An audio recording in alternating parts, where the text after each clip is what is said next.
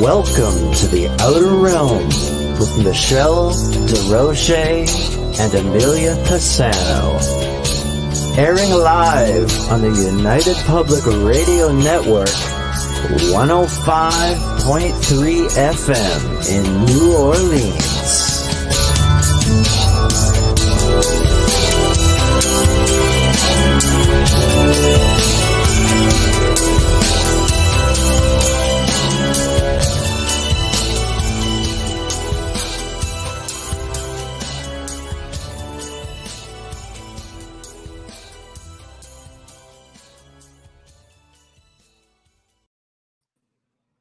Good evening, everyone. Welcome to the Thursday night segment of The Outer Realm. We are broadcasting live on the United Public Radio Network, UFO Paranormal Radio Network, 105.3 from the Gulf Coast and 107.7 FM from New Orleans.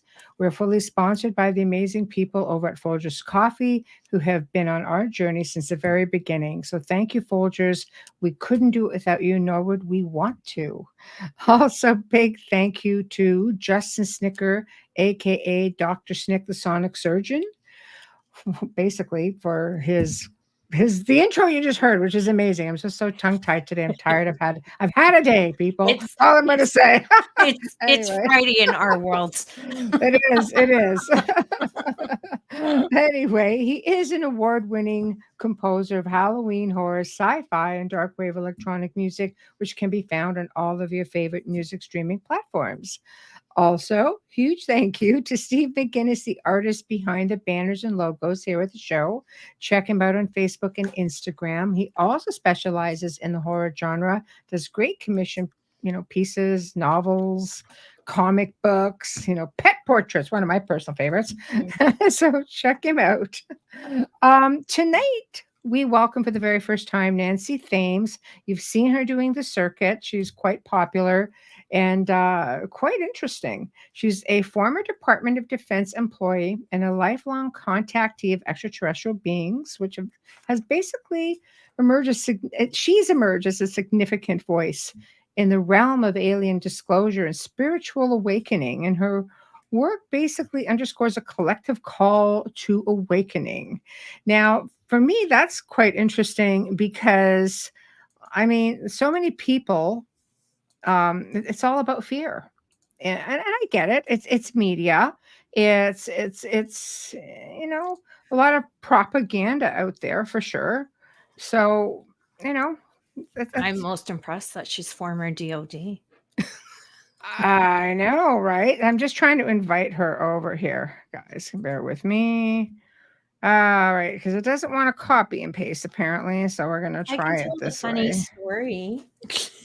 Make everybody laugh. It's the end of the week. I saw a video today that just made me literally roll on the floor laughing my fat butt off. This young girl who works at a car wash was hosing down a woman's car, and this woman thought she was smart, rolled down her window, threw her lemonade at her. Well, the girl just put the hose in the car and took out the driver and the boyfriend, and they were banned from the car wash for life. So good for the little one for doing that. She was 15 years old, and when you're attacked, it's okay to fight back. That's all I'm saying. I think we need to teach our kids that. It's okay to defend yourself. Right. And I personally, if I was her mother, I'd be buying this kid everything right now. Good for you. Oh, goodness. Yeah, that's crazy. I love it. I love crazy. Our guest is here. Actually, we're just waiting for her to be able to connect on camera. Nancy, you have to give your camera and your microphone permission because we don't have any video of you at all. So if you can get on camera. Oh, I'm gone. Again, Nancy's gone. So we're just going to hang out and see. Yeah, she'll be back. She'll be back. So I'm looking forward to this one for sure because I love anything that is more of an enlightened nature, something that's a little bit kinder. I think some of these poor extraterrestrials are getting a bad rap, and I don't like it. I don't like it. So that's a different show, right? Or is it this show? That no. Why And what's the difference? Right. I don't know. I had a crazy dream last week. I went back into one of my recurring dreams that I'll talk to you about tomorrow when we work. Yes, we work. But yeah, I'm gonna tell you about it because it's too much to go on air about. But it did bring me back into one of my recurring dreams, looking out a basement window that was at my level, and the other side of it was a war. But the inside is a place I've been to. Right. That's So crazy. yeah, but That's interesting. it didn't feel like a dream. It felt like I was traveling. So it was just really exhausting the next day. Very exhausting. Oh, I'm just typing here for the. Yeah, no problem. So it makes you wonder sometimes, are you having these experiences? Or are you dreaming about them? Are they telepathic and that's why we think we're dreaming? These are all things that I'm sure she can answer. With ET. I mean, as regarding yeah, ET. I mean, a lot of people, I mean, we've had a lot of guests on the show who have talked about, having a lot of out-of-body experiences, having like deja vus, finding themselves in places that are like, what the heck? Like, how'd I get here? And they're there in the physical. I mean, I've had, where I'm just sort of like in the how really early hours of the morning, and you have like you're half dreaming and you're half awake sort of thing. I've had like things where I find myself looking out of a window like this, and I could see the stars, and I'm like, and I look around and I'm like you're on a craft. Wait a minute. Yeah. And that's like freaking heck. That's like the wee hours of the morning. Like, see, yours are nice. You have wee hours of astral travel with stars, and I always see war torn and people dying. Like, I don't get it. Why are mine so not apocalyptic? Because it's not. But I mean, like, why are they so violent? Yeah. I think so strange. I mean, it sounds a little bit like it could be apocalyptic. Well, I'll tell you more about it tomorrow because it gets a little too personal for the radio. But it was quite the journey getting to that room. So yeah, it just, and I remember saying to myself, going down the stairs to get coffee, don't forget this, and repeating what I was remembering, because when I repeat or write something down, it's easier for me to remember it. Right. I compartmentalize everything, and Michelle, I'll tell you, I'll forget what you told me yesterday or last week. But if you give me a clue, like give me a key word, it's like, oh, okay. It's too much for me. So that sounded so dumb. But anyways, you know what I mean? It's overwhelming because it's a lot. We deal with a lot of different events and things happening to people, and then the shows, and then our own personal lives. So it's a lot. So I can't keep track of everything in my head. Right. But yeah, I kept telling myself so I wouldn't forget it, because the minute you wake up, it's that's it. You lose sight of what happened. Yeah. No, I mean, it happens. It happens. I don't know, because some people will tell you. I've had people say to me that they've had dreams like that, and that's, I mean, the apocalyptic dreams seem to be pretty normal, but some people have dreams, like reoccurring dreams, and they're in really like just terrible places, not necessarily war torn or devastation, but just really like they just keep finding themselves coming back to a place that they can never seem to get out of. Well, this was a facade. Facade. That's interesting. I don't know. We're still waiting on our guest. I don't know. She was booted out, and that's it. Did so she I don't message you? Nope. I mean, if the guys they interviewed a few weeks ago, I would imagine that. Well, I think, part of the thing too is that she got 3 notifications with 3 links, which is strange. If you 3 links. 3 links from the soundboard. That's crazy. And then she got booted out, and she couldn't connect her camera. So I don't know. I'm hoping she finds her give way her back. some time. I'm thinking maybe the system's glitching. We are a lot of shows, and we are the last show of the night, of course. So if anything's kind of gone wrong, it's not us. It's going to happen for us at this point. Oh my gosh. So, do you want another funny story while we're waiting? Yeah, let's go for funny. Let's go for funny. I had a haircut today, so I was going through some videos. It was really cute. So in Norway, a big belief is they keep their windows open in cold air to stay healthy in the winter. Right. Well, this woman was so proud that she had cleaned her entire kitchen, like top to bottom, sterilized, sanitized. She left her window open to let the cold air in, and they'll often let their kids sleep with the windows open in the winter. So she didn't realize her husband was snow blowing. Oh, nice. I know where the windows like this, and the whole kitchen, and she kept screaming, and she couldn't get to the window to close it because she was getting plowed with, no pun intended, plowed with snow. Oh boy. And you just hear the motor, and I'm like, oh my Lord. Nice. And you see the kitchen and her, and oh my gosh. But anyways, there's things like that you don't feel like your day's going that bad when you see something like that. Oh, I can't. Yeah, that would so not it be cool. just sounds like something I would do. Yeah, I know. But I'm like, didn't her husband realize she has the window open? He's walking towards it. He knew she was cleaning. It's very traditional. I love that they do that. It might actually, he might have thought, let's just be playful. Oh no, that was like it was so much snow, right, that she literally was standing in like this much. It was at her mid shin.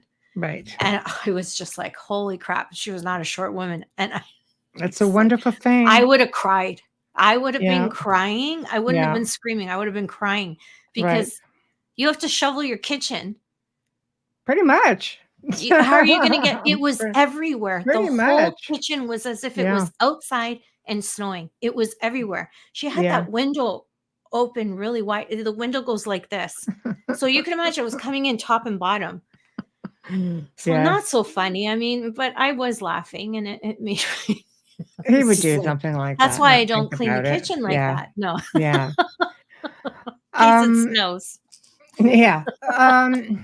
So let's talk. Anybody, while we're waiting, let's try to, get into the mood for this stuff. Yes.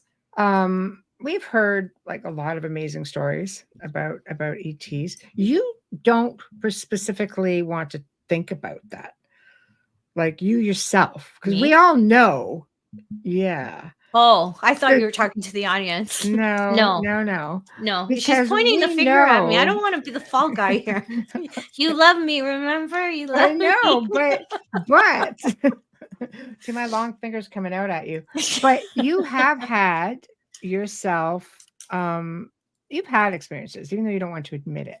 I'm positive that I have. I just well, that's the first time you've actually said, at least on air. Well, on air, I've said it to you. I've had it. Yeah. Okay. I've said it to you. I haven't said it on air because the last time we discussed a certain entity and I said, oh, I wish I could meet them. They actually came. So and I didn't realize I had invited them until after it happened. Oh, so you invited them? Okay. No. No. I'm talking about a different entity. Okay. And I didn't know what they were. And the word starts with a W. I don't want to bring any attention to them. Okay. And I had a terrible experience. Okay. So I'm always afraid to say anything on it. And I don't remember because I do not want the experiences. Right. I'm being honest. I do not want them. And I say that. So when I do have these crazy nights where I swear I've been in bed for 12 hours, but I haven't slept. Right. Oh, our guest is back. Okay. Yeah, great. Right. I get really uncomfortable. Well, I'm glad you at least admit that you have an experience, because I I'm thought we were going to have to positive. get you a freaking Yeah. intervention. No, but yeah, Because you know what? yeah, Joe's gonna have to regress me. I know. Um, I do recall being up like at our we had a lake house that my father had built Right. on Lake Simcoe in the Bayshore area, and I do recall seeing things. Now that I'm watching videos Right. and I see these videos and our guests come on and they tell stories, Right. I'm starting to look back at, you gotta remember, because of my, anyways, No, I I don't understand. want to not Yeah. like make the guests wait, but Okay, no, we'll bring her on, and yeah. because it's, we're having hello. Hi, Hi. Nancy. Hi. You made it. I'm so sorry, but we No, had it's technical okay. difficulties in Mississippi, you know. Oh It's my okay. gosh, Don't worry that's about it. okay. Yeah, Yeah. I thought we were glitching here because I noticed you got the invite 3 times. I'm like, 3 times. I clicked one button, and then we could see you come in. It kept saying that you couldn't connect, couldn't connect, couldn't connect, and then you were gone. We're just like, great. Yeah, I just rebooted. That's all I know to do is when something Yeah. goes, if I don't understand it, I'm just going to turn it all off and try again. That's That was the okay. best thing. That's That was the sometimes best that's thing. all it takes. So welcome to the Thank outer you. realm.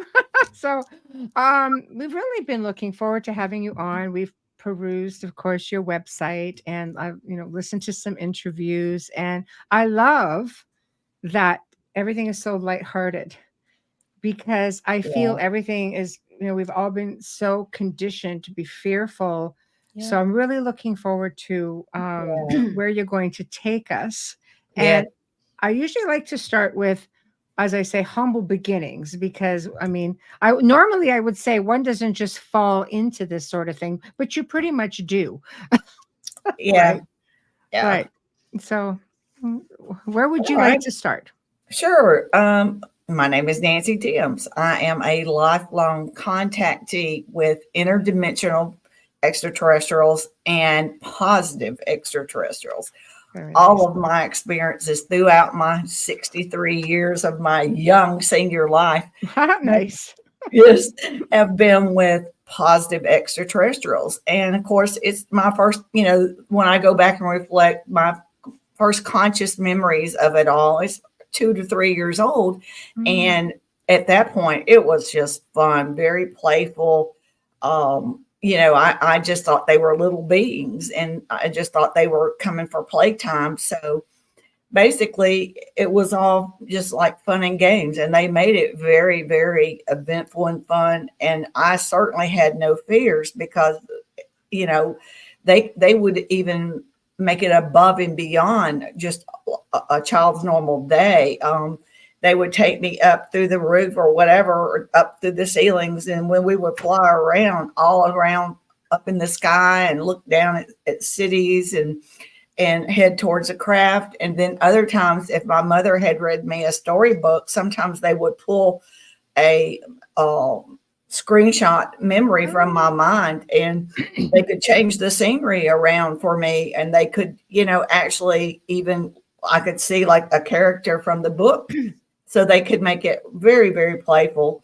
So basically that went on until I got into around junior high, around 13, 14 years old. And at that age, I was starting to read, starting to see things on television and realizing that other people were telling me, well, for one, my family had always told me I could not talk about this. I could not talk about these So things. typical. Yes. Yeah, and it was just bad.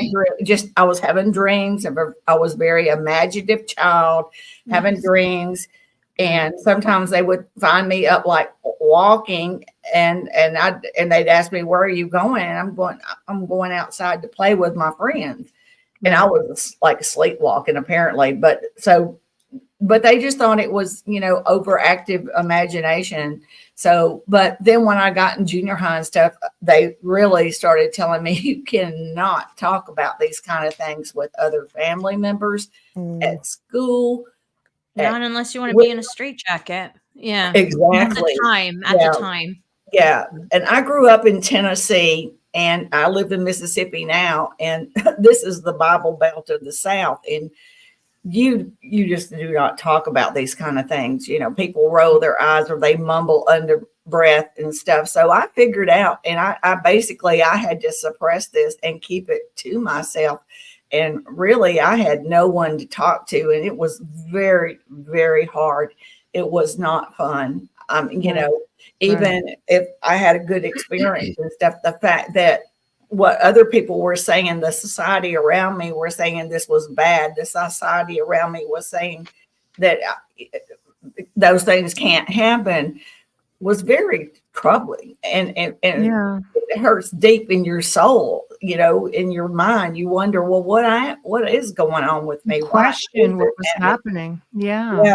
So it continued on, and I basically suppressed it. And so when I finally, in my 20s, I got married, and it was still happening, and I became a mother, and it was still happening. And I didn't really think about that part of it or anything, except for we did go on a family vacation to Key West, and it had always been happening to me, and it was always 3 grays that came for me, one being a female, and they always travel in 3s, always. Really? And so she and I, we are bonded. She has no personality whatsoever, but we are bonded, and I have a love and affection for her, and she does for me, but it's in a very strange way. It's not like a human connection. It's familiar. Yeah. So anyway, so this had been going on, and I was on this trip with my children, and my ex-husband and I were in one bed. We were at a Marriott hotel, and the children were in a bed across from us. And I've always had this ability to know when right before they're coming. I know, I feel it. I know. So I raised up in the bed and started looking around, and they appeared, but these were not the 3 that come for me.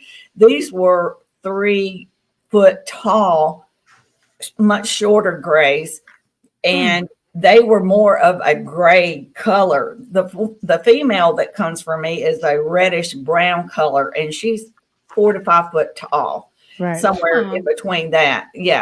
So, but with them, they were wearing robes, and they had very high collars around their necks. And so when I was sitting up, one of them approached me, walked over, and took his hand on my left-hand shoulder and pushed me back towards the bed and told me telepathically, this is not about you. And so I went straight back, but I could still see, but I realized they were walking over towards my children. See. So, how'd you deal with that? Well, I mean, they put me we're all moms, so they put me in a sleep paralysis, and I could not move. I could not speak, but I could watch. And so I witnessed them taking my 2 sons and them having their first conscious memory that I was aware of. Whether it happened before, I don't know. And how many times after, I don't know. So that was very upsetting. So I saw them leaving, and then I blacked out, or either they put me out, however you want to phrase that, because they do have the ability to do that.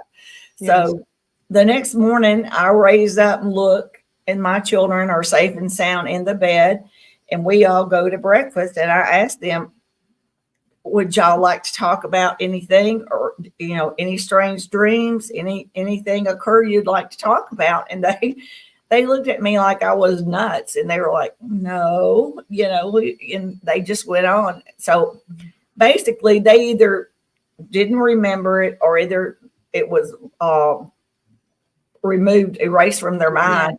And so I left it alone, because no harm had been done, so that, you know, I didn't press it.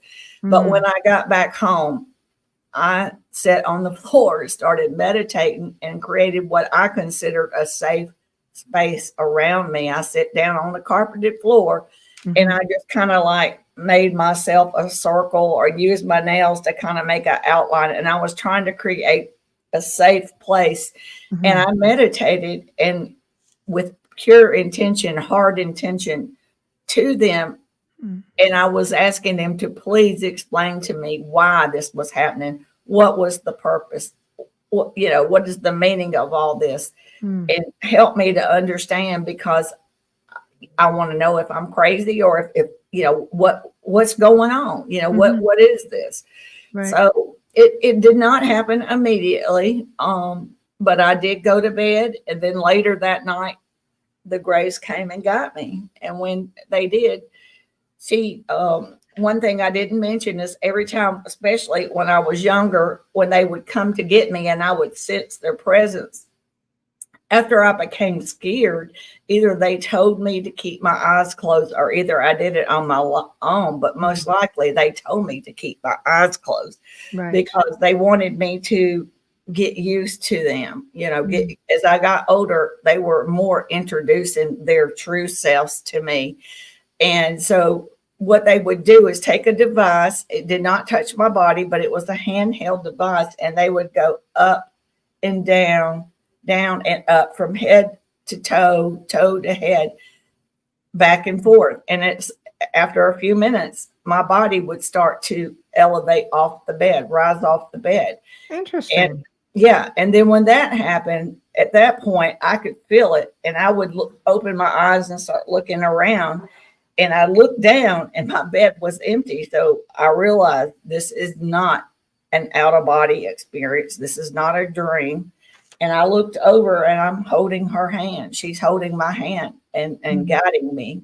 Right. And so you're physically on the move, essentially. Yes, they're physically holding hands off the bed, floating through the air, and then proceeding up through the ceiling and through a window. Or different times it was different ways. Okay. But always through what a normal human, what the impossible. We're in a 3D world. Right. Like that's feeling, impossible. I've heard this before, going through solid matter. Yeah. And I can remember like getting through the top of the ceiling and looking around and seeing the attic, in the attic space, and seeing the insulation and all this different things. But I never, ever understood how that was even possible. Right. So anyway, back to what I jumped around, apologize. That's So okay. when they came to get me after I had meditated and asked for face-to-face, and I asked for information, they took me on a craft and took me before a group of what they called the elders. And these elders were like a council. And I was in the middle with the female Gray, and she always had the two companions that I am not bonded with, and we don't communicate. It's just her and I do she does the communicating with me, and she's the one always like getting me out of the bed or putting me back in the bed, etc. So she presented me, and I asked them, why is this happening to me? What does this mean? And they told me that before I had become a human being, that I had made an agreement to come here and be here to help humanity at this specific time, because I was needed here. Right. And they could not tell me everything at that time, but they told me that I had made an agreement. And so I said, I don't remember making any agreements. I don't remember this. Right. So they showed me a vision, and the vision they showed was myself sitting patiently waiting, and the interdimensionals talking to me and telling me it's time for you to have your human experience. And I was like a etheric type being, and I was sitting waiting. And then they said, okay, it's time. You're going to go and have your human experience.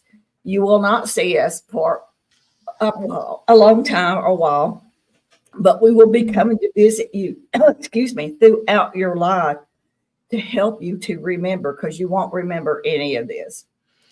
And that's basically what's happened to me. So why not, in your opinion? Why do you think? Because I'm an experiencer and same idea. A lot of what you're saying, I'm like, yeah, it's pretty much it. Why do you think they don't let us remember? It's not them. That is because humans are here on free will, and there's cosmic laws that prevent them from interfering with things in our life. And if I had come in here knowing who I was before I got here, which I do know now, that I was an interdimensional being, extraterrestrial being before I came here. Yes. And I made the choice to be here to help and assist humanity and to help clear up misinformation and help people to understand their agenda, et cetera, et cetera. So they cannot do that because, for one, it's important that I enjoy and get the full effect of my human experience, because not only am I learning and gaining spiritual evolutionary guidance and raising my spiritual level and my consciousness by being here, but I'm having an experience I wouldn't have had otherwise. And they are also, because they've been with me since birth. Yes. And throughout my life, they're getting firsthand information on what it's like to be a human being. Right. And from what they told me, I'm not the only one. There's probably 1 million people here like me that all make these decisions, and different people wake up at different times. But, and, you know, we have to learn just like anybody else. We have, that's how we grow. That's how we achieve our higher consciousness, is by growing into it, you know. So, and that's basically what's happening to humanity right now. Humanity is going through their consciousness. They're opening up, and they're basically, what you and I've already done is what's happening to worldwide humanity. Like a mass awakening. A mass awakening, and they're going to realize who they are and our connections with our own planet, with each other, and with the universe, because we are all one. We are all connected. Everything we do affects everything. Our planet, our environment, the nature, everything. We're all connected to the nature, the plants, the tree. Everything is connected, the air, the water. So, and we are connected to the universe. And so it's important that we reach our higher consciousness because of that connection, which will also blends in with their higher consciousness, and it, because we are all one. So it's a beautiful thing, you know, but you go out here and try to explain it to people, they think you're crazy, but it makes a lot of sense to me. And I can see it all happening. I'm not the same person I was 20 years ago. I see things and I understand my connection, and I know where I'm going after I leave this earth. And, you know, I know so much. It's a constant state of evolution. It is. And it's that way for everybody, you know. Right. But people, I see it. I see people waking up, and I also understand, like some people say to me, well, we're never going to get past this, past that. Well, we will. We will, because as we evolve and become higher consciousness, we outgrow all these old ways that no longer serve us or work for us. And we become the true beings of who we were meant to be. And it's a beautiful, beautiful thing. I think if you could get past a lot of the you know, the rhetoric and the propaganda. Well, we've been programmed to be who, you know, our world around us has made us the way we are. And those things need to change. Now, you know, they didn't work in our best interest by any means. Do you think that changed after Roswell? Because, I mean, like, we get back into ancient times, you see it everywhere. The ancients and the star beings, you know, dimensional beings, they were very, very connected, and they worked well together because the ancients emulated what they saw, respected. Everything was put out there, whether it was through structures or hieroglyphs or petroglyphs or out of place artifacts. I mean, it's all out there. Yeah. When do you think that all changed? Well, I think throughout history, to be honest with you, just like it's taken me 63 years to figure out who I am. And that's, you know, I've had constant help from them. Humanity, we had to go through all this to get to where we are. We had to make mistakes. Right. We have to learn. That's how we know how to not do these things in the future. Mhm. And another thing too is that we're going to have to be a forgiving race. We're going to have to forgive a lot of people that made these It's hard. mistakes Some. 70 or 80 years after Roswell to suppress this. They did a lot of bad things, but Mhm. we are going to have to take the high road and understand that most of those people are no longer alive. Mhm. Yes, they made mistakes, but we Fear. can't live in the past. We have to realize They're those still not things. disclosing. So we still got some people sitting on the hamster wheel who don't want to get off. I think yes. Well, see, the way I see it is, and the way that they've explained to me is that when the demand, once they kind of realized that our governments and stuff were not going to work with them, they were not going to do an exchange of good. They wanted to do an exchange and all they were willing to help us with poverty and diseases and cures and things like that. But we would not let go of nuclear weapons and weapons of mass destruction. And that was the only thing they really wanted back from us. Mhm. And so the fact that we wouldn't do that, they kind of moved on and did their own, gave us the room to grow and make our mistakes. Mhm. So, but what happened was one race of grays, one race of reptilians, which I refer to as negative. They're not demonic, but they have worked with elites and with the cabal, the black hats, all these different fractions of governments and politicians and the really rich people that have always wanted to keep humanity separated because they've always known once we come together, there's no stopping us. But they've done everything over eons of time to keep us separated. Still doing. Yeah, like separation of languages, different religions, racism, all these things were done intentionally to keep us division.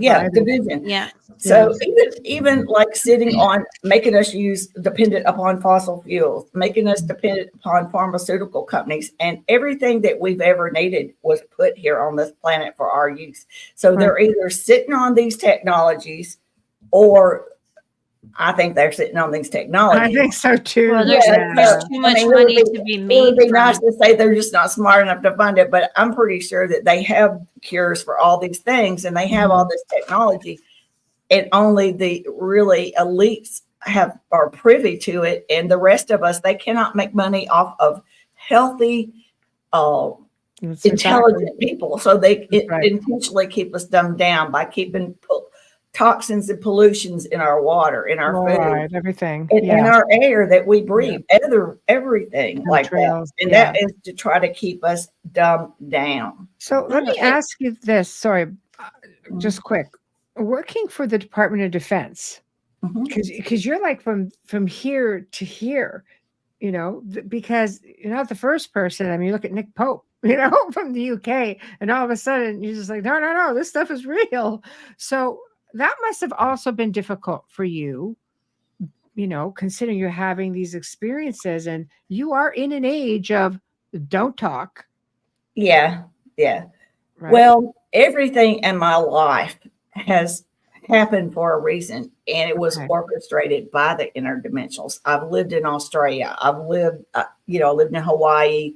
I've lived all these different places, and every time I was having experiences and I was learning and gaining information, and I'm sure they were too. So my working there, I when I first got there, I wanted a job on Schofield Barracks. So I went to the American Red Cross and I volunteered and worked as a dental assistant on post, volunteering for 3 months. And then that she'd be in. I was a direct hire by the it's called Dentac, and he is the Pacific commander of the Pacific Rim of the whole thing. He took notice of me and saw my dedication, and I was a direct hire and got hired. So everything, I feel, I just it was orchestrated. They got me in the right places at the right time, and it just worked out. And the most beautiful thing out of doing all that is after I was in Hawaii for almost 5 years, Then I went to Fort Benning, Georgia on post and worked in a dental clinic, and I was exposed to 3D imaging. And the good thing about that is that that's exactly the type of imaging they were using down in Mexico for their government, for their UAP inaugural hearings and stuff. And so the man that presented those mummies from Peru, the Nazca mummies, everybody was saying all these horrible things about him. I can't think of his name, but anyway, I didn't care about that. I don't care. I've learned enough to know that you cannot judge a book by the cover. I understand. I know these things. So I wanted to see the scientific evidence. And by me working for the Army and being around 3D imaging, and I have a radiology permit that's worldwide for the military. And we were using this type of imaging in the clinics. And they don't even have those around in private practices or anything. They're very, very expensive. But so anyway, the thing is, when they were showing these images, I was just like fascinated and looking, because when you take those type images, when you take an x-ray, you either take a picture of the front side or you slide the panel up behind and shoot it. So you're getting either the back or the front, or you can do an angle. But 3D imaging is like you're literally seeing from the inside of a bone everything all around. Just like, and you see every nerve, every ligament, every single little thing in it. So if they were trying to put other animal parts in and make it look like it was something that it wasn't, it would stick out like a sore thumb. You cannot do that with 3D imaging. You absolutely cannot. Do you think that was just a way of again deterring people from even being hopeful that maybe this is something? Well, those mummies were real. They're real.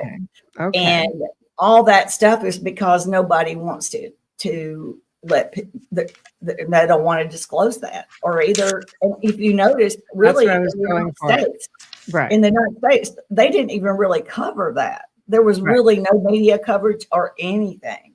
And, I think they want to be in charge of their own disclosure, and they want to be in charge of the narrative that comes out about this. So they're not gonna play that up or anything. And so discredit it, and then it goes away, and which is what I was going for, Yeah. Okay.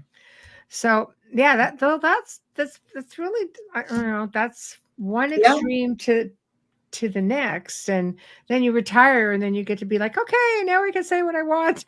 Well, when I got in my 50s, I started doing the website, Time for Disclosure. And this was before all this really, got going and stuff. But I was just like, they always told me, you'll know when it's the right time. And I started it. But I still wasn't jumping in and really speaking about it or anything. But about a year and a half ago, I woke up in the middle of the night. My body jerked forward, and I was sitting up. And I had this unbelievable, like, my head was up like this, and I had like these surges coming through me up and down. And then I would go back down, and then I would be pulled back up. And this happened 3 times. I had no clue what was happening to me. It freaked me out. I had no idea.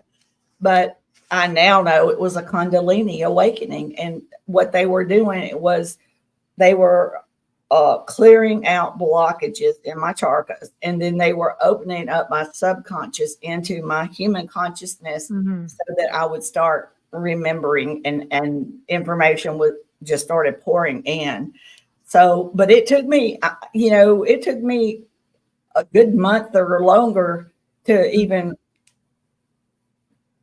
figure out even close to what had happened to me. Because, I thought maybe I had died or something. I really didn't know, because I wasn't into all this metaphysics and meditation and all these different things. And so, but as I've paid better attention to myself and I meditate more, and they've always told me whenever I ask them questions, they say, you already know.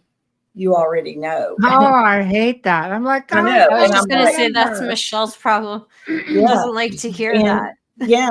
And, Yeah. you know, and it's really strange. I'm fortunate now because my children are experiencers and my oldest son has experiences just like I do. And he gets downloads and we, they will not take us at the same time, but we could be in the same cabin or the same house. And they may come at different one. He has his own 3 that come for him. I have my own 3. So we know that they will not take us together because of the mother-son factor. They don't, you know, they don't have. I can understand why. That we have, and I wouldn't pay attention and learn whatever it is because I'd be worried about him. And vice versa, him about me. So. Well, plus it can make you aggressive, like me being in that situation. Yeah. And they're taking my son. I don't care if he's an adult. I'd be just like, all I would have to think is that he was uncomfortable in any way. Well, when they would have to tie me down. Regardless of stranger going towards your child, a mother's always a mother. And when you said they practically sedate you, well, that comes from eons of experience, right? They know. Oh, yeah. And they did me a favor. Now I understand it. And I think a lot of people misunderstand an abduction. You know, I'm not saying the positive extraterrestrials, they usually don't abduct people unless there's some direct lineage, some lineage.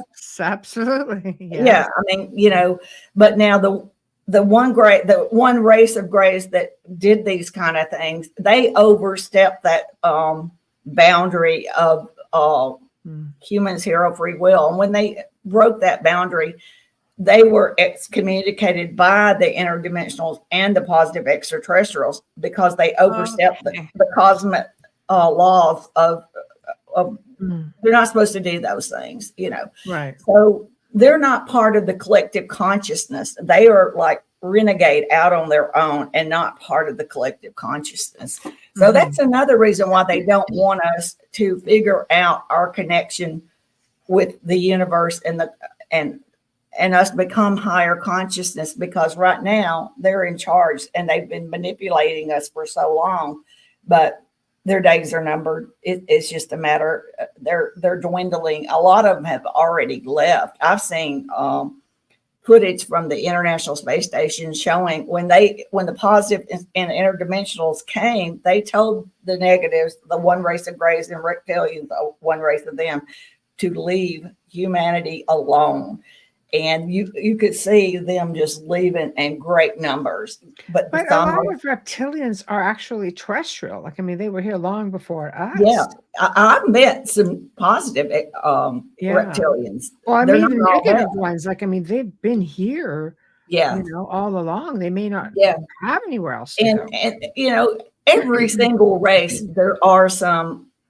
They're not demonic, but they're not, I call them negative because they are self-serving. They only think about their race. They don't have empathy for human beings. They're not going to like take over us, or they're not warlike or anything like that. They just simply are task oriented and only care about their race. And when they were coming to do these abductions, in their mind, they did nothing wrong. They just didn't care as to whether you were scared or what. You know, they kind don't have empathy. Well, we have human races like that. I just want to backtrack for just one little thing. When you said you had this Kundalini opening experience, I found that to be really interesting because it's the one practice that the Catholic Church is against for yoga. And I never understood why, because I never really dug into it. They know what it is. Yeah. Interesting. When you open your consciousness up and you finally understand your place in the universe, your place in the cosmic realm, your connection to plants, trees, planet Earth, because all these things are living beings and they all have a consciousness. It's not the same consciousness as a human, but they all planets have a consciousness. When you're not allowed to become that intelligent, they don't want that because they can't control you when you become that intelligent. Mhm. That's so interesting. Like Yep. it stayed with me this whole time because I remember that being a big thing, not like literally a decade ago.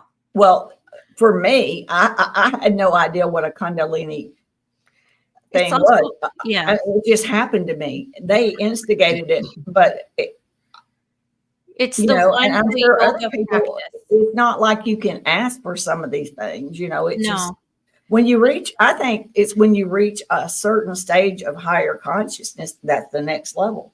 Yes, and Kundalini there's a yoga practice and certain moves and positions that brings you to that consciousness that the church is against. You guys can send me emails that you can look I this did up. yoga for years. It's great. Yeah, it's I can't. Yeah. I hate yoga, I love but it. you can look that up. I'm not just saying that, and I'm No, not. I That's believe true. you. You guys Yeah, that's can true. see behind me. I am Roman I know. Catholic, Yeah. so I don't want to get bashed. This is a fact. I remember having this conversation with a priest about Kundalini, and I didn't know what it was at the time. And this was literally 2012. It's Mhm. just 12 years ago. So, when you brought that up, I'm like, wait a second. Yeah, Like, I yeah. need to know. Well, I can tell you what Yes, it did. It opens your subconscious yes, up, and it just, it's beautiful because you see the beauty in things. I see the positive in everything. I'm so positive, I make negative people sick. I don't have to even walk away from them because they get sick of me. It works out perfectly. So yeah. yeah, it's a beautiful thing. It really is. And it's unfortunate that we've been taught that all these things, our love for nature and people that were psychic or people that predict things, they made it seem like they were like practicing Satanism or whatever. But no, they were just a little more awake. And that's the way we're all supposed to be. Our pineal glands are totally crystallized and shrunk down because of all the toxins. But as we become more intelligent, these things in our body are going to start activating. And they're also the interdimensionals and all the positive extraterrestrials. All these races are up in our universe, in our galaxy around us, and they are putting in surges of love and working on us. And they're sitting there just so thrilled, waiting for us to finally wake up and realize who we are. It's beautiful. It's like we're hatching out of the little egg, or we're like the little butterfly finally coming out of the cocoon. We're crawling out slowly. And it's all they're patiently waiting. They're not going to push us. Yeah. Well, we're a It has to species be with done. amnesia. I mean, we've been doing this for Yeah. hundreds of years. Yeah. Well, And, we always knew in the past that we had a connection with with nature and things. And it was just like we went through amnesia, like you said. But it's the world around us and the society that was controlling us, telling us that we must work 9 to 5. We must, work and we don't enjoy our lives. And all these things can change in the future. We can live better lives. We can learn to use technology so that it was made by men. It's a man-made tool. We keep it as a man-made tool and use it to utilize and help all of humanity, not just certain individuals, and not to be turned loose with certain individuals. Europe steps ahead of us because they're living life. Well, those things are going to change. Yeah. How do we explain the evil people? Well, Do you they don't. come from a You race, don't. or are they just negative human beings? They're negative human beings. And here's the beauty of evolution. And this is what they've shown me.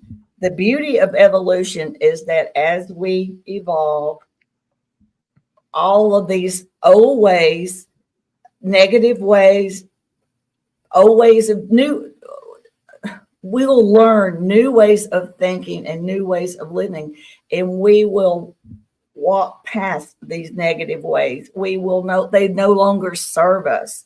They are of no longer service. We have no interest, and we will walk away. So these people realize that the world is going to go on with or without them. Mm-hmm. And eventually they're going to change too. Mm-hmm.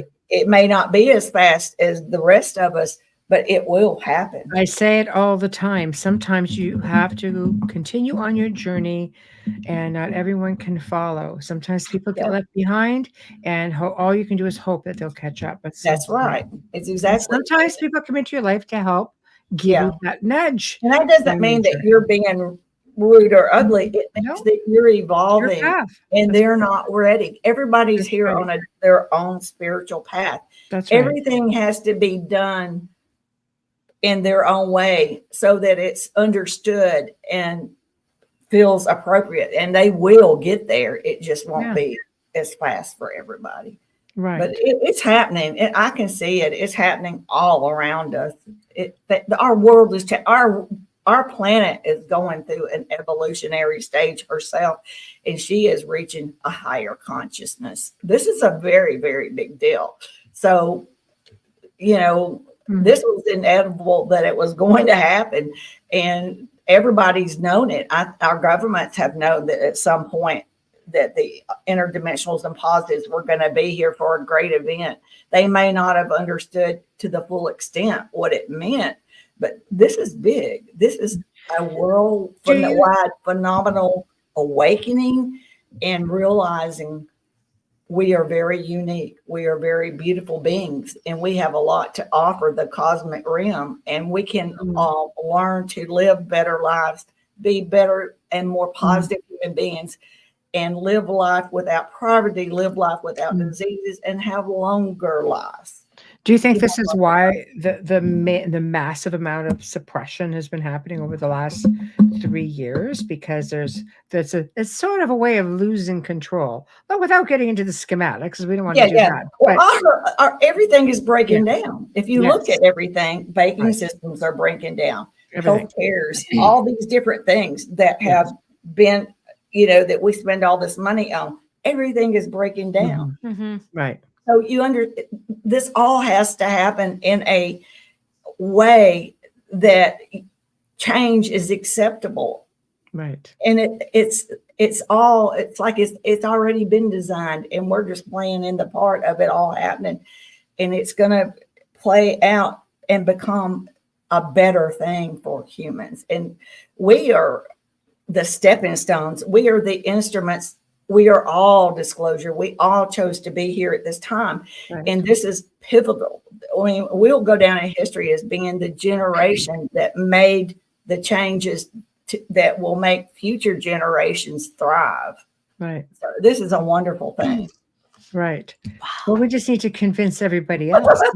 But I like it because people are now, again, with technology, they're at least opening their minds to the possibility that we do share space with a whole lot of amazing beings out scary. There. And I think conditioning does that. But you're looking at, C5, that's a huge movement right now. Mm-hmm. Look at it this way. A toddler has to fall several times before he learns to walk. Not me. I flew. Okay. But, I'm kidding. I know what you do. But I'm just saying, we are children. We are children in the eyes of extraterrestrials and intervention. We are children. Mm-hmm. So they're watching us grow up, basically. Are they disappointed? Absolutely not. I mean, they are billions of years ahead of us. Physics, our sciences do not apply to them. There is no such thing as time. There's no such thing as courtesy. There's no such thing as wars. There's no such thing as negativity.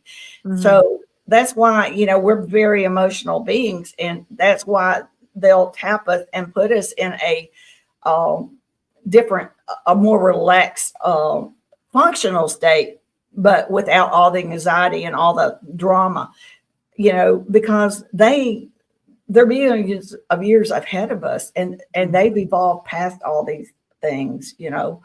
And I'm not saying that we're going to change like they are, but we are going to learn to be better human beings. And we are going to learn that wars and negative things do not serve us. And we're going to learn that when we take off these human costumes, we are all the same. We are all energy beings. We are all the same. Right. And we are all connected. We are one. I agree. The law of one is something I've practiced for a really, really Yes. long time. I can say I'm happy to lose Charles Manson Yeah. and Ted Bundy and John Wayne Gacy. Yeah. I'm really happy to lose them and David Berkowitz. Just saying, because Yeah. if we're all one, that's part of who we are. We need to keep working at it. Yeah. Well, I think we're getting there. Me too. It's not going to happen overnight. Nothing happens overnight, you know. Well, all you can do is baby steps. You know, But baby this steps. has little been bit at going a on time. since the pyramids, before the pyramids. So these are real small baby steps. Well, I mean, do you think we're like 100 years behind? I at least, you know, we should be living. Like, do you think we should be living in more of a Star Trek sort of era a little bit? You know, like more aware. Should we maybe have a base on the moon? Do you think the creators of Jetsons do we have a base on the moon and we just don't know about it? I don't know. I think there's a lot of things I don't know if our security clearance will let her talk about that. Well, no, there's a lot of things that has been withheld from us because, you know, for whatever reasons. But I think now is the time that they're going to have to tell us things. We need to know our heritage. We need to know the truths about who we are, where we came from. And I think they know these things. There's too much evidence out there.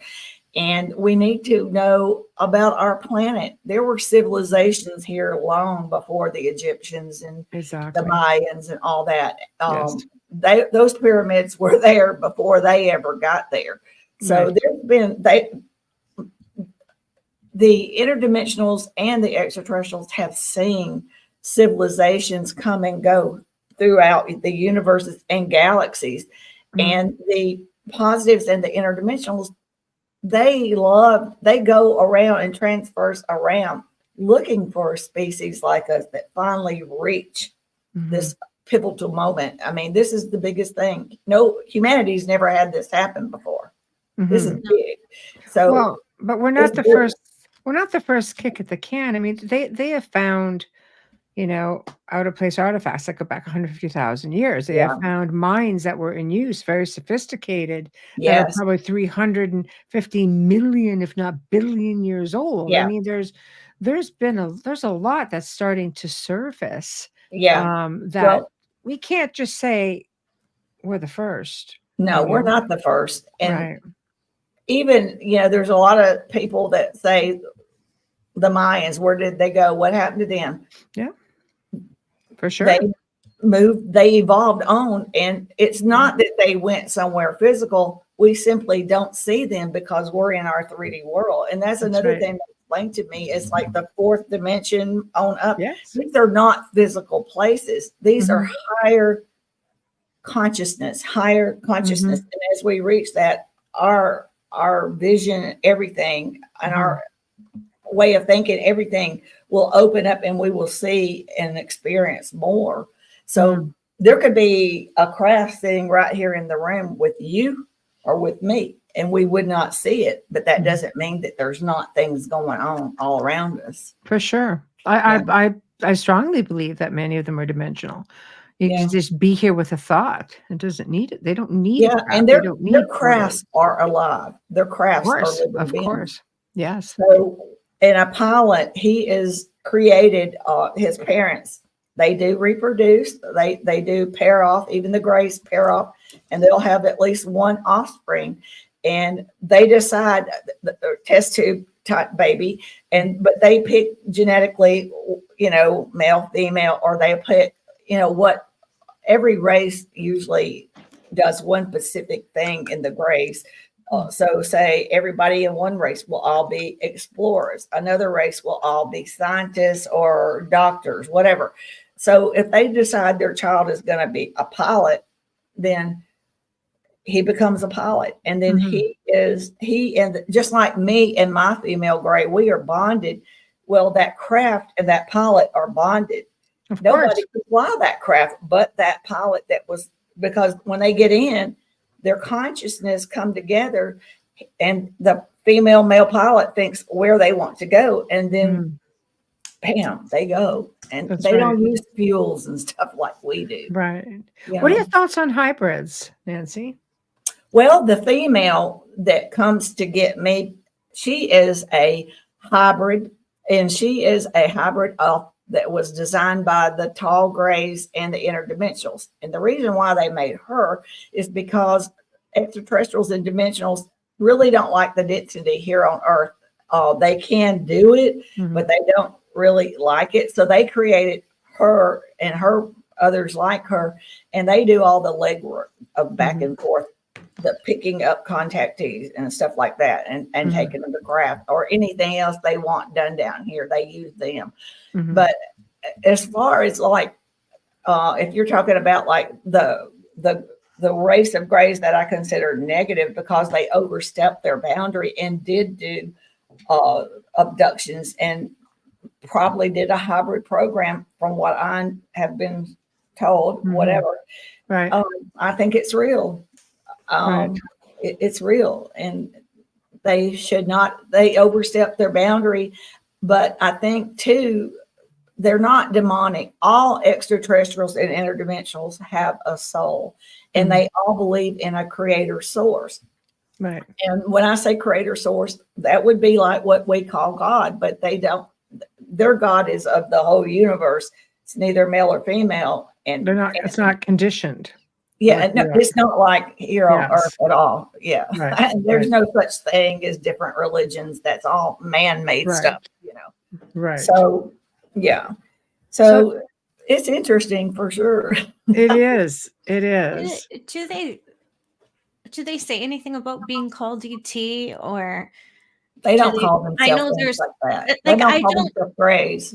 Yeah, I don't like it. I don't like that's just man-made lingo. I think we need to find something else, because I feel like the initials ET and the word alien instills a lot of fear in people.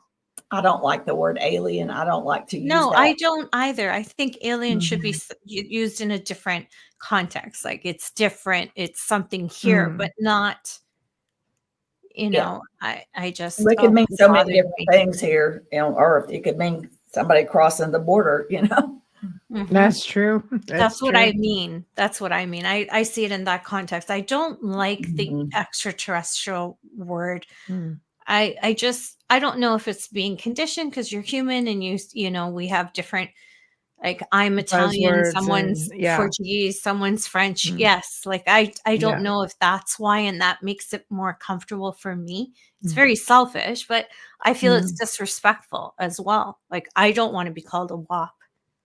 And I feel like that's what we're seeing when we say ET. I feel like it's derogatory. It's they don't use those type of they don't use that Mm-hmm. kind of language or anything like that. And to be honest with you, I don't ask them. I have so much respect and love. I don't ask things because I already know that they're, and so I never thought of that with any of our guests until with you. It just came to me like, just curiosity. Well, and people don't understand that there are over 60 different races or more of just grays. Every race, there's many, many different ones. And they don't all look alike. There's different colors, there's different heights, and even the tall whites and stuff. Some of them may have the whiter skin, but they could have either blue or green eyes, or they could have maybe red hair.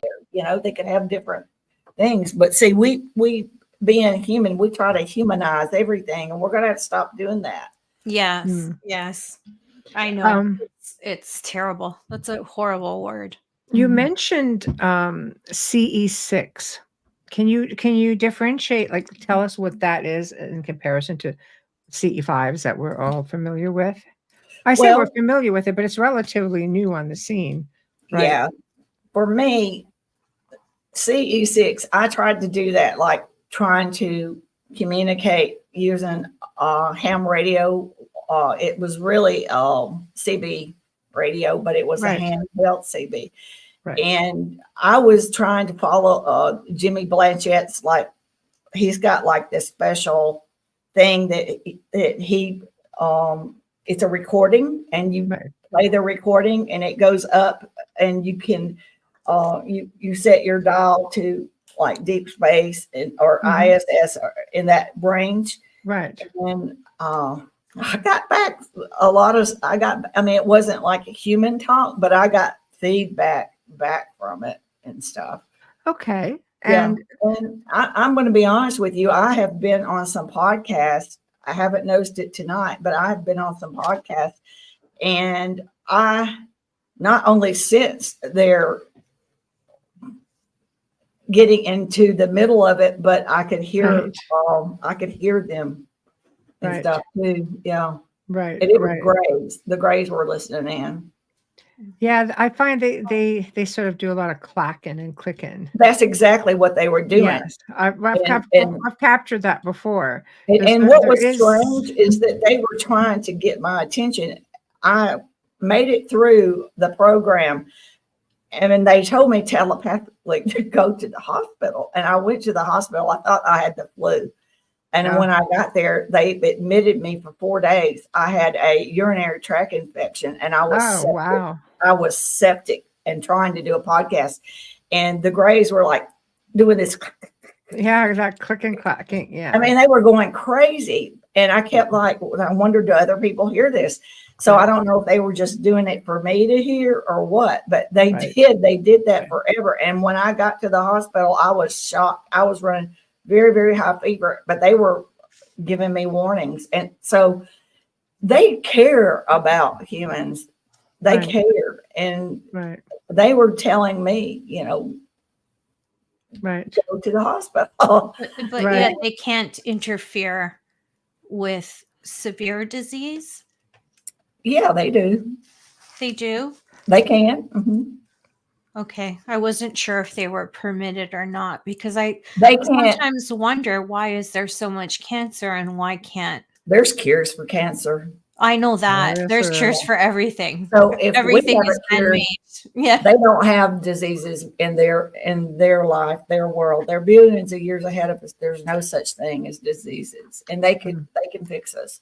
They fixed me several times, a lot of different things. And they do it to other people. A lot of times people don't even realize that they've done it. Mm-hmm. They think they had some kind of strange dream. And right now, I think they're in most of humanity's dream state, because that's the best way to come in, because we don't have all these barriers up, and they can enter the dream state and they can influence us with positive, loving, you know, attitudes and good behaviors and things like that. And that doesn't interfere with the boundary of our free will, because that's not necessary. They're not like totally influences, but they're doing everything that they can get that's allowable to influence us with love and peace and harmony. Unity is a big thing. Yeah. Right. Dolly says karma. Yeah. When you talk about illnesses, Amelia talking about cancer and okay. Yeah. Well, because you know, like I know there's cures for everything. I mean, the common cold makes the most money in you know, out there. Think about how few oligarchs we'd have if we had a cure for the common cold. Just saying. But like, you know, I always think, like, I had a friend who died of lung cancer, and nobody ever smoked in that family, and neither did she. And there wasn't even cancer. in her Yeah. family. I'm like, how the hell did this happen? So yeah, I do understand that. That's why I was curious as to Yeah. when do They, they step they in and they who can do they cure step things. in for. But see, you have to understand, human beings are here on free will. Okay. Some of us, just like I made an agreement before I came here, all of you make agreements before you come here. You make a soul contract. In your contract, which you're not conscious of, but you may have designed a short life for your stay here. You may have decided that you wanted to experience going through a disease. I know that sounds awful and cruel, but this is what they have taught me. Even sometimes, and I don't understand it all at all, but even like some people like suicide and stuff, sometimes this was part of a plan made before they came here.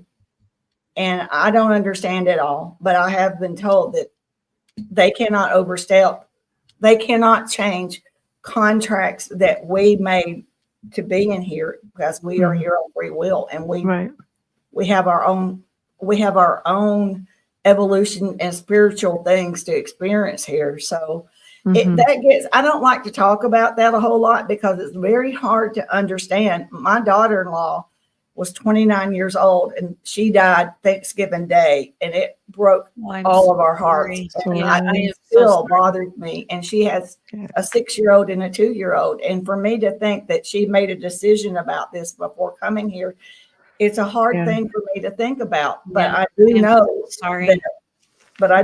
that there's some things that we just don't understand. I am so sorry. We have to do a quick station and sponsor ID, Amelia, please. I'm just kidding. No, it's always like we're so into it that I completely forgot. And of course, a little bit naive and not so prepared. That's why we get paid the big bucks, not. That's how. Look at these guys. Yeah. Okay, you are listening to The Outer Realm with Michelle DeRoche and Amelia Pisano, coming to you live from the beautiful city of New Orleans on 107.7 FM radio, as well as on the Gulf Coast on 105.3 FM radio. We are live and archived on the Roku channel. So if you're watching, please share us with your friends. We've been there for a while, but if you're new to us on Roku, welcome. Our guest tonight is Nancy Thames, and she is here discussing ET experiences, cosmic narratives and disclosures, and all about her life and when all these experiences started and when she understood what was going on. So if you missed it and you're just tuning in, it's okay, because you can start this from the beginning just by going to stream our archives on any platform that you normally use. Search United Public Radio and then The Outer Realm to find us. Remember to click like and subscribe, add us to your playlist so you never miss an episode, and dig through our archives and enjoy. But don't forget to share us with your friends and family, please. Thank you. For the reason why we're here, and we have to give them a thank you, is Folgers Coffee. Thank you, Folgers, for your continued support in sponsoring our show from day one. We hope to have an everlasting relationship with you. We love you. We know that you watch the show, so hello from us.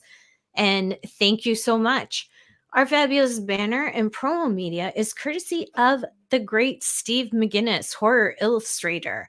He is a fantastic artist who also creates commissioned pieces as well. Now I'm tongue-tied. Commissioned pieces as well, and he can be found on Facebook. Thank you, Steve. Our intro and our outro, when we get a chance to play our outro, which is just as fabulous as our intro, is courtesy of Dr. Snick, the Sonic Surgeon, also known as Justin Snicker. He is an award-winning, Say it 3 times, composer, vocalist, and musician. Joe's gonna kill me. You can find his music on Amazon and Bandcamp and stream on any platform that you normally use. I think a lot of things are like everywhere, but we are literally over 200 platforms, and I know Dr. Snick is on a lot of them. You can find him on Facebook and Instagram. Thank you, Justin. Lastly, if you're watching us right now on Facebook or you're watching us on YouTube right now, click subscribe, give us a like, and share us. Thank you. All right. Beautiful. That And was as for beautiful. Roku, join the Pardon? Roku channel, guys. Join the Roku channel. Yeah, that's So- It's a beautiful. mouthful. Like, I know. I know. It's a I know. mouthful. Yeah. So we have like millions of audio listeners. So maybe you can chime off your website so they can hear it. We'll ask you again at the end of the show. It is, Okay. of course, going across the banner for those who are watching. Awesome. I see that now. Yes. TimeForDisclosure.com. Yeah. And I have a Facebook group, and I belong to a lot of Facebook groups, and they're And I all belong to your wonderful. group. I love it. And yeah, and I put a lot of information there. I just can't, I love it.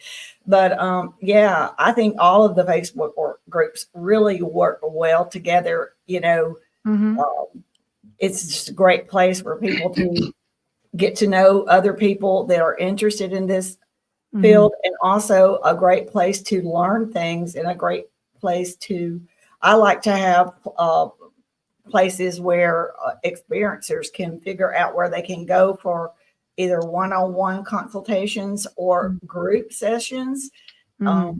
There's so many out there. So I think that's really important. And I think that as we continue through disclosure, our mental health, everyone in the mental health field, including physicians, need to be familiar with experiencers and people that have experience with the paranormal as well, because as we reach higher consciousness and evolve, we are going to be seeing more things, you know, and people are going to start waking up and remembering things, and they're going to want people to communicate with. And, you know, not everybody has family members to talk to. So we, you know, there's lots of places that has places. People can't get people can't get their head around that. Yeah. I had a neighbor say recently that I'm okay with the paranormal, but count me out for aliens. I was like, what? A lot of people say that. In conversation, not with me, but I was kind of like, oh. Yeah. I went and talked to everybody in my area in Mississippi that I live in, and I went to them, and, you know, I started telling them about it and stuff, and they were just looking at me, you know, because they really have not been around anybody that would actually come and talk to them about this. And as I was leaving, I was driving home, and I was going through an Amish community, and I was looking around. It was so beautiful, you know, the fields and all these things, and all of it was a time of day, 2:30, close to 3, and it was so hot. So they weren't really outside, and I was thinking to myself, gosh, I hope I did the right thing by talking to these people, because these people could easily all get together and decide, you know, she's Lulu. We need to figure out who her doctor is or whatever. And I was sitting there thinking, did I do the right thing? Did I do the right thing? You know, putting myself out there, and, you know, did I embarrass myself? Did I do the right thing? And in my head, I hear a voice, and it says, look to your left. And I looked to my left, and there was a craft sitting there. They were sitting there in the field, not on the ground. They were hovering up off, and that just sitting there. And that was, to me, that was the indication to me validation. That they're happy with what I'm doing, and they're proud of me, you know. Right. And they're going to look at humanity as we all start to wake up and realize who we are. They're going to show themselves more, you know, and be more, making themselves more aware. But they're not going to push it until everybody, you know, everybody's ready, not just the few of us. So, well, I can tell you that, you know, the show was created to be a platform for many things. And I mean, I spent 20 years in media and research, and there was small pockets back then. You know, you had your groups of different, you know, paranormal, you had ufology, you had cryptozoology, and you had select few, but it was a lot of the same select few who were discussing it. And fast forward, 20 years later, this show was created in, 2019, early 2019, 2018.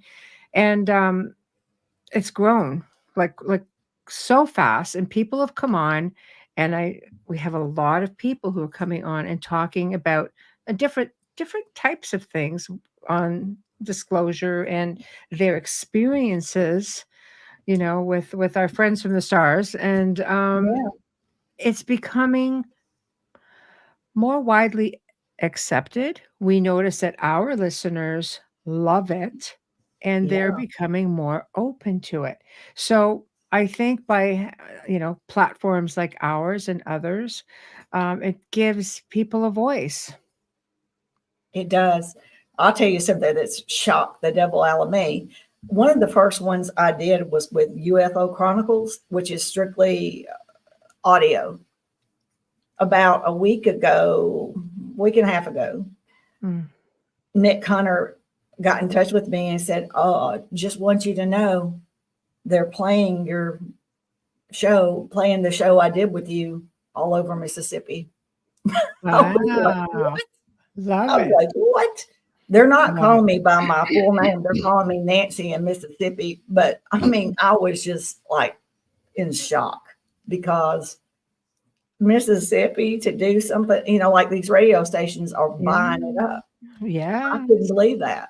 And I didn't believe it, to be honest. I was like, It's a I must have different line. misunderstood. But Yeah. but I went That's to the site, great. and it was like locally where I live, people are listening to this stuff, Right. Right. because I And was listening to the commercials of places I know, and I was like, I am not believing this.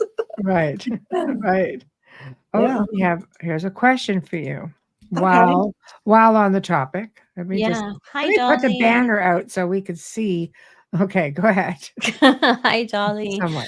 Dolly says that gives me a serious question, which I asked, what do we do? Most, I believe, are not this way. The reply was wake up when she asked, what do we do? Wake up. What do we do to, well, what I do is, first of all, I practice what I preach. I am a positive human being. And so what I found and I go to try to go to group meetings, and I go to places at work, and I am an office administrator. And I have found that by my being positive and raising my frequency, that everybody around me wants to sit beside me, wants to be close to me. Yes. And I'm not bragging. I'm just saying that when you're a positive human being, you give off a frequency, and other people are attracted to it, and they start they start trying to be a better person themselves. They start and I'll say, don't like, for example, if it's storming and they'll go, oh man, it's a crappy day. And I'm like, no, it's a beautiful day. We're just going to get I love over rain. Yeah. and it starts off that way. But the thing is, we have to start thinking a new way of thinking, not what the world around us has programmed us to think and what the world around us has turned us into. For me, interdimensionals and extraterrestrials made me look inside.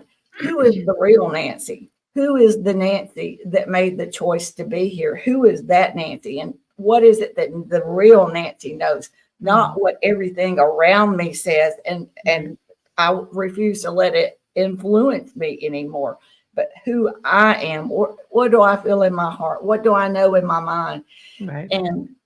And I think that's basically what another thing that's happening with humanity is learning to find our inner selves, our inner souls, and getting back in touch with. And I meditate, and I ask my subconscious to release more information into my human consciousness, because I want to be the happiest human being that I can possibly be here.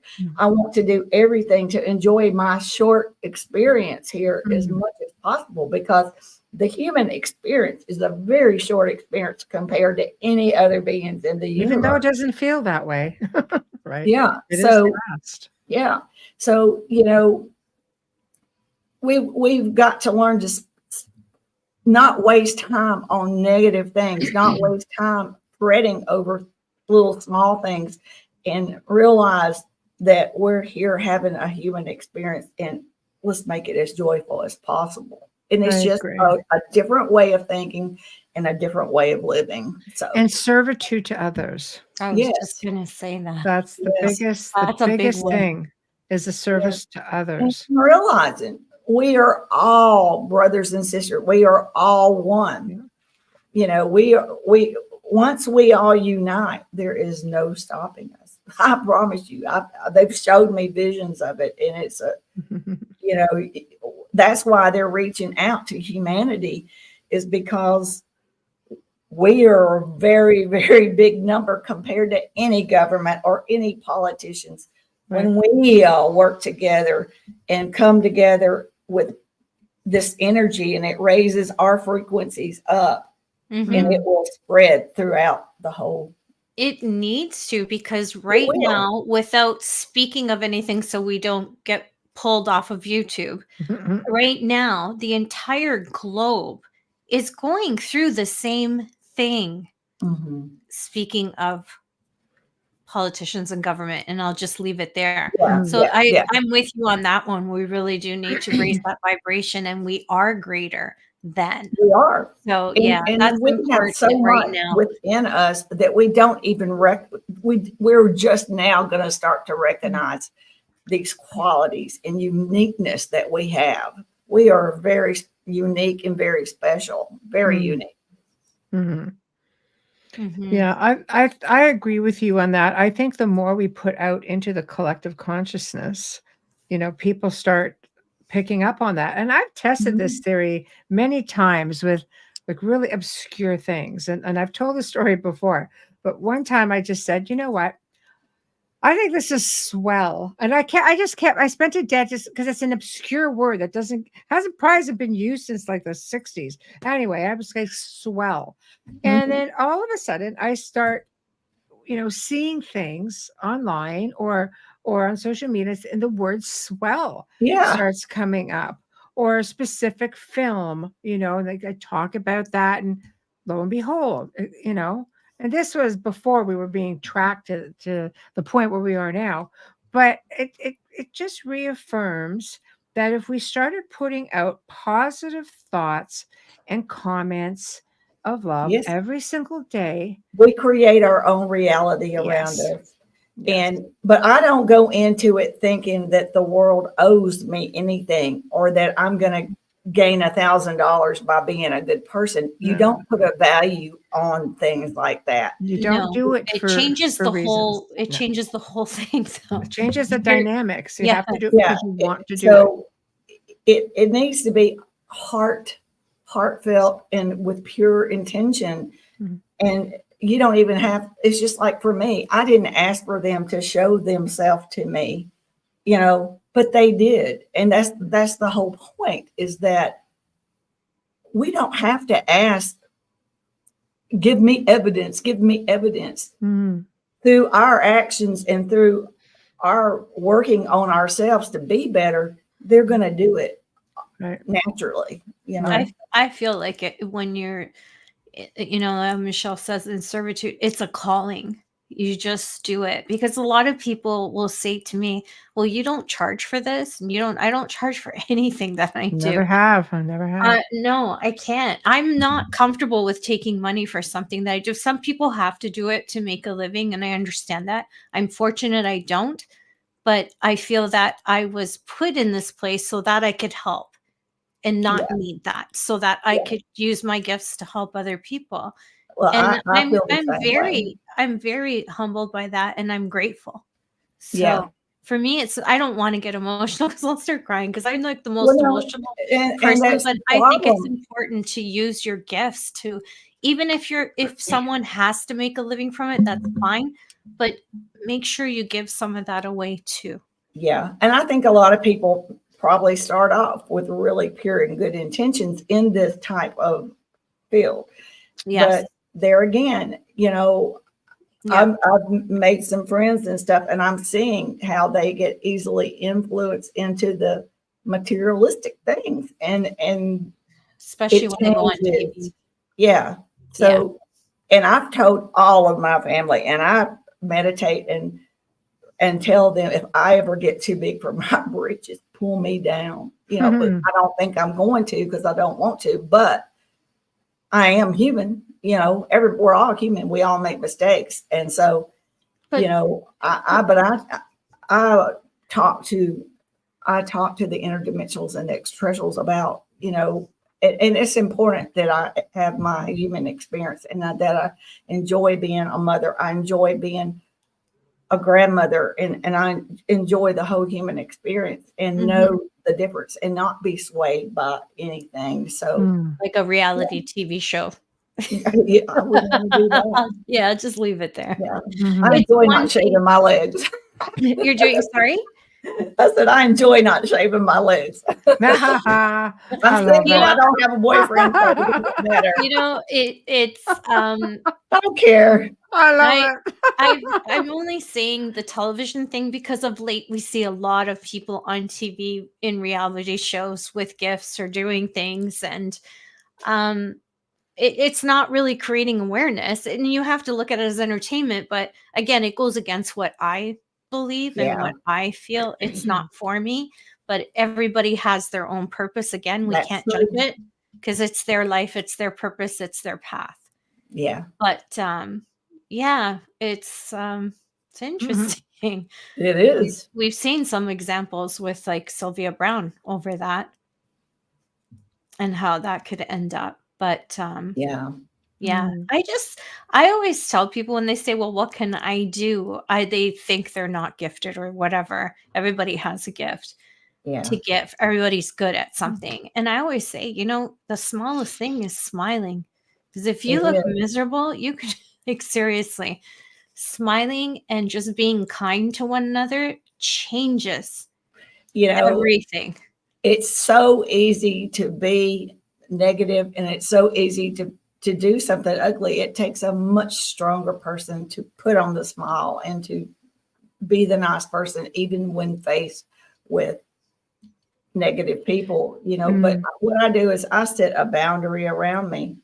You have to set, everybody needs to set boundaries around them. And unfortunately, we're going to always be fixed with negative and hurtful, ugly things. But what we can do, it's okay to feel you're going to feel bad, but it's our behavior we can control. It's all you have. You can't control what goes on around you. You can only control how you deal with it. Yeah. It's tough. But then again, that's the human experience. That's why we have the emotions.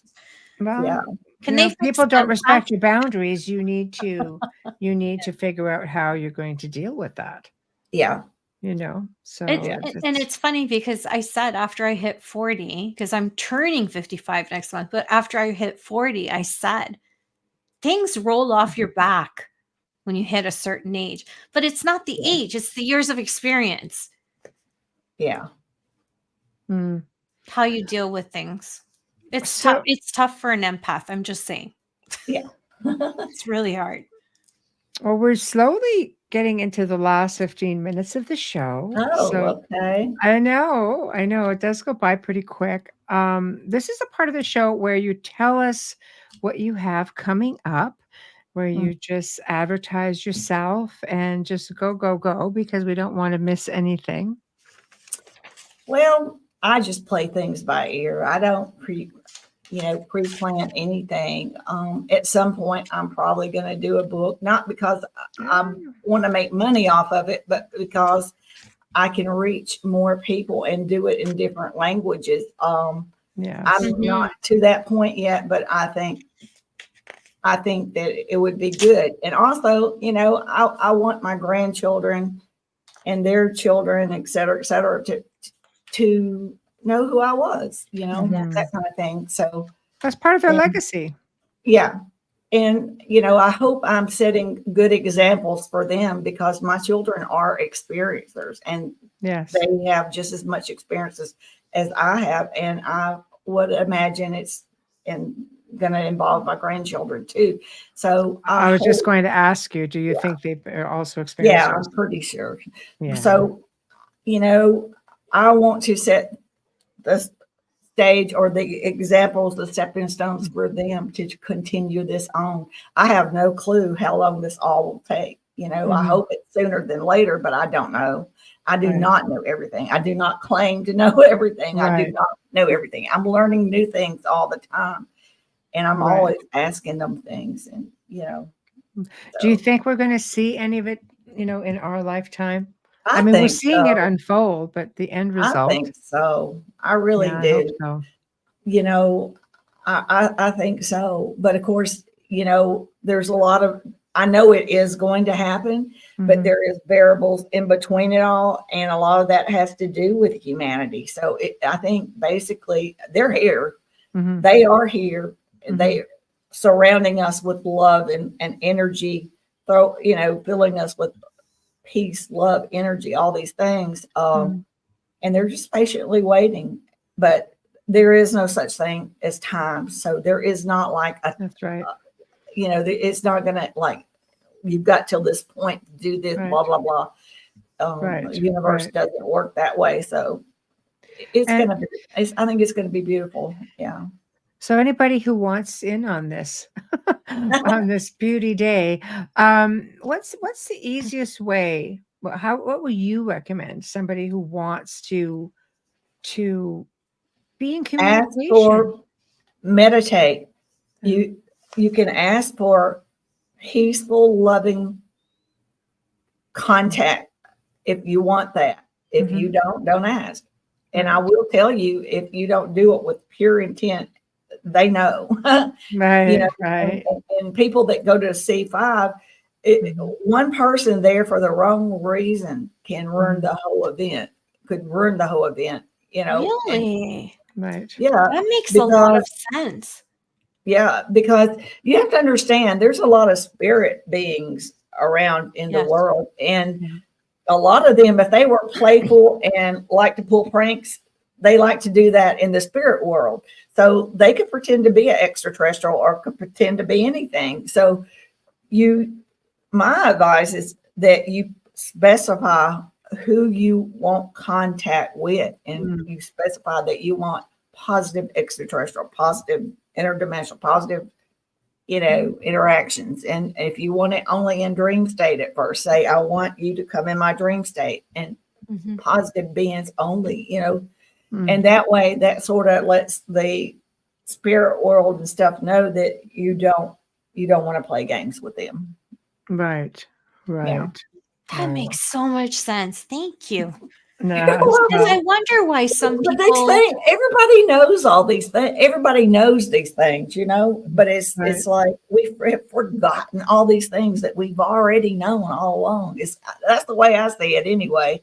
It's just like, oh yeah, you know. Them not showing up because one person isn't really genuine would make sense, because then that person leaves and says, "Oh, this is a farce."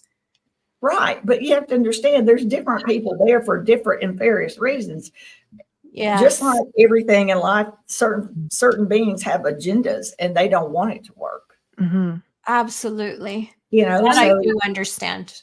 Yeah, really so high communication. I personally, I would be very cautious even about going and do that. Even, you know. Are you talking about CE5 here, like groups of people going in? Yeah, but if you meditate and if you, I don't know, but how do you know what everybody else is thinking? You know what I mean? I don't know. Yeah. But just because you go and it doesn't happen, it could be that there was somebody there that just didn't, you know, they were there for the wrong reason. So, and it's awfully expensive. Had to have every group's got to have a party pooper. So, you know, but it does make sense why some don't. But why can't you do this with your family, with people you know in your own backyard? See, I don't think that you have to go be at any specific point. No. I think that you could do it on your own where you want. I agree. Yeah. I've never had to do something like that. Like I've just found, you know, as I mean, past my childhood experiences, once I came to terms with the fact that, okay, this is still happening. I was just telepathic. I just thought about it and say, okay, I think I'm ready. And no, false flag, not ready. Go away, you know. But once I came to terms with no, really, it was just a telepathic thing, and before you know it, they were just there. Yeah. No, Well, for me, my getting over my fear wasn't what they looked like. For me, it was the Right. frequency exchange and the Right. feeling that I would get. It's like this overwhelming, huge flush of, Yes. I don't know how to explain it. It's almost euphoric like feeling, and Mhm. your brain doesn't know really, what to do. So now what I do is when I feel it, I'm like, I mentally tell myself, you know what this is. You've done this before. Let's Mhm. go with the experience, flow with the experience. It's very emotional, to the brink of It is, tears emotional. yeah. And it's Yeah. a lot of, you feel a lot of love. You feel a lot of, Yeah. it's just an incredible feeling. It It really is. is. It is. And I would wish everyone to be able to experience that, because out of all of my experiences, I've had 2 like that, and through communication or just knowing that they're around, and it's very overwhelming, and it's very It hard is. to describe. It changes your life. I still Yes. have fear of it. So Yeah. yeah. Well, you But get that's through that. normal. That's normal. Mhm. I mean, you have to think back when we were cavemen and women, everything was a predator. So when we come across something that we don't understand and our brain doesn't understand what it is, we have that fight or flight. That's right. Yes. That's And right. I had that. So we all have to get used to realizing not everything out there is bad. No. No.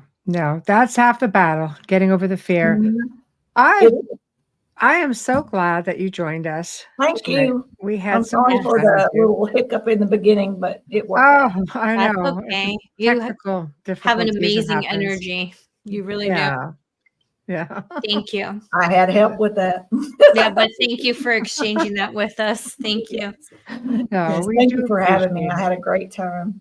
Oh, Me it's a too. pleasure. I will get you some links and such as the archives go up. And there's 200 sites, you won't get that many, but we'll send you a link or 2 Thank that you can you. monitor and share. And we'd love to have you come back again sometime. So I'd love to. Yeah. excellent. I love that as Yay. well. So thank Yeah. you. And I will be in Thank touch. you. And I hope you have a terrific weekend. All right. Thank Have a you. nice weekend. Bye-bye. Good Thank night. you. Bye-bye. Peace, everyone. Peace and love. Yes.